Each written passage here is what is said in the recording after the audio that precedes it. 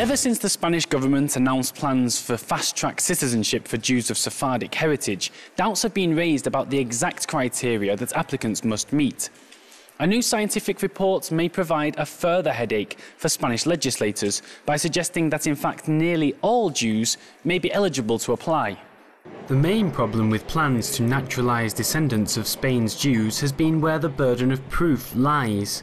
500 years have passed, surviving documentation is rare, and many surnames were changed to avoid detection. In 2003, American scientists published Susana Manrubia's paper on how separate communities will overlap with time. While her focus was on royalty, a new paper this year uses the same logic to show how the vast majority of Jews will surely have some Sephardic connection. What you have to think is that you have a number of ancestors that grows exponentially fast when you go to the past. So 2 parents, 4 grandparents, and so on.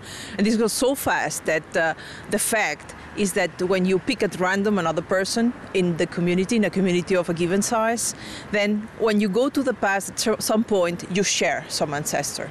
Joshua Weitz's paper Let My People Go Home to Spain was published in the scientific journal PLOS ONE and looked specifically at the factors that apply to the Sephardic Jewish community to test this theory. It may come as a surprise to find that even a group which marries within the community cannot stop the genetic sprawl that occurs over time. Well, the fact is that you cannot avoid sharing ancestors, so it's a fact. What you do with the fact, then that's another point, right?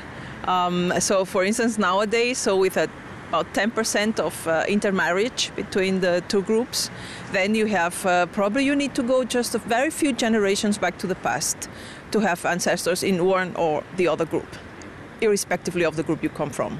I would bet that if one of the nowadays Ashkenazi can demonstrate, can prove that they had one ancestor at the time in Spain, then mathematically probably you can demonstrate that all Ashkenazi had one of those ancestors, probably the same and very likely many more. So it seems we are much closer to people from other communities than we first thought. But does this weaken our sense of identity?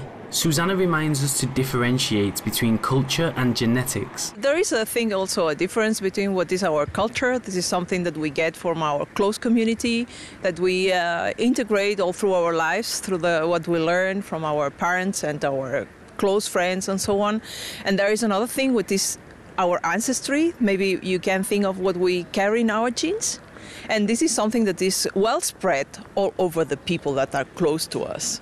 So not only in our cultural group, but also in close groups that we might think they look different, they think different, they have different ways of behaving, but the genes are exactly the same. So this is a long-range correlation, say, or similarity between people. The results of this paper may be purely academic, as Spain is neither likely to receive or accept millions of applications. However, the results could be interesting for those who wish to see just how wide their bloodline really goes. This is Paul Walsh for JM1 in Spain.